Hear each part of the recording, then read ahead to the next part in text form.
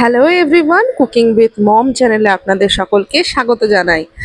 আজকে মা বানাচ্ছে মেটে চচ্চড়ি। আপনারা কারা কারা মেটে চচ্চড়ি ভালোবাসেন আমাকে জানাবেন, কিন্তু আমার তো দারুণ লাগে। আমার খাসির মাংসের থেকে খাসির মেটে খেতে তাও মোটামুটি ভালো লাগে। সেই কারণেই আজকে মেটে চচ্চড়ি হচ্ছে। আজ অনেক দিন পরই মাংস রান্না হচ্ছে। মাংস অনেক দিন আনা হয় না, বিশেষ করে খাসির মাংস। তো দারুণ হয় রান্নাটা। এটা এখন মাছ পোর্শনে দেখাচ্ছি। মোটামুটি এখনো বাকি সময়। এটা পুরোটা জলটা শুকিয়ে আবারও পরে ঝোল দেওয়া হবে, মানে এখন কষানো হচ্ছে কেবল। তো কিছু কিছু চর্বিও আছে এটাতে। রান্নাতে যে একটা টেস্ট হবে, সে টেস্টটা বেড়ে যায়, খেতে খুব ভালো হয়। দেখুন, শুকিয়ে যাওয়ার পর মোটামুটি এরকম পর্যায়ে আছে। এখন একটুখানি সামান্য পরিমাণ গরম জল দেওয়া হবে, যাতে একটুখানি গ্রেভি হয়, বেশি গ্রেভি হয় না। সাথে একটু আলুও দেওয়া হয়েছে। আর একটা জিনিস রান্না হয়েছে আমাদের বাড়িতে আজকে, সেটা হলো কিমার বড়া। তো মেটের সাথে ভাই কিমাও নিয়ে এসেছিলো।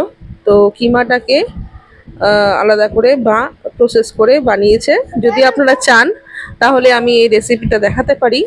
তো কিমার বড়াটাও খেতে দুর্দান্ত লাগে।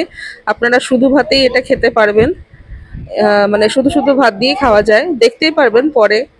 তো এটা খুবই ভালো হয়, খুবই চটজলদি হয়ে যায়। তবে এই রান্নাটা করবার জন্য কিন্তু ফ্লেম কিন্তু একেবারে কম রাখতে হবে, খুবই তেল কম লাগে। যতটুকু তেল দেওয়া আছে সেটাও ভীষণই কম।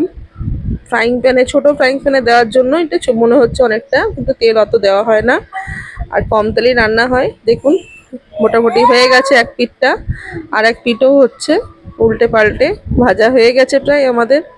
রবিবারে মাংস না হলে যেন কেমন যেন মন খারাপ লাগে। তাই মাংস হওয়াটা তো স্বাভাবিক, বিশেষ করে বাঙালি প্রত্যেকটা ঘরে। আর তার সাথে হয়েছিল রায়তা, যার রিলস আমি অলরেডি শেয়ার করেছি আপনাদের সাথে, আপনারা চাইলে দেখতে পারেন। তো দেখুন, এই যে রায়তাটা খুব চটজলদি হয়ে যায়। এই রায়তাটা খেতেও দুর্দান্ত হয়। আমি তো ভাত খাওয়ার পরে এটা আবার খেলাম, মানে এটা খুব সুন্দরই হয় খেতে।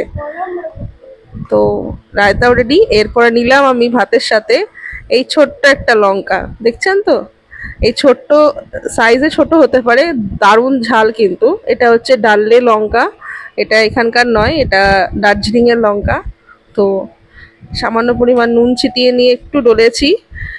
বিশ্বাস করবেন না, এইটুকু লঙ্কা আমি এটার হাফেরও হাফ আমি খেতে পারিনি। ভীষণ ঝাল, মানে যতটা ভাত মাখাচ্ছি পুরো ভাতটাই পুরোপুরি ঝাল হয়ে গেছে।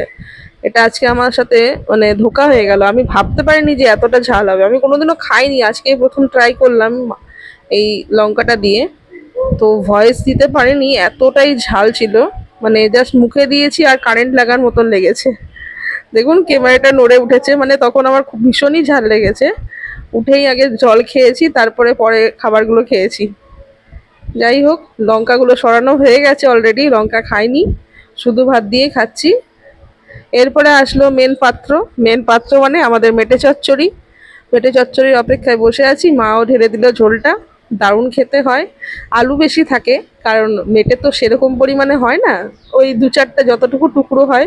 তবে মাংসের যে একটা স্বাদ বা গন্ধ, আর মেটেওটা খেতেও আমার খুব ভাল লাগে। সুতরাং ওই 3-4টে পিস মেটের টুকরো পড়লেই আমার যথেষ্ট। তার সাথে আলু থাকে, ব্যাস, আর কিছু লাগে না। তো আমাদের মাঝে মাঝে আমার বাবারও খুব পছন্দের ছিল মেটে চচ্চড়ি, বাবা আবার রুটি দিয়ে খেত, আর আমরা তো ভেতো।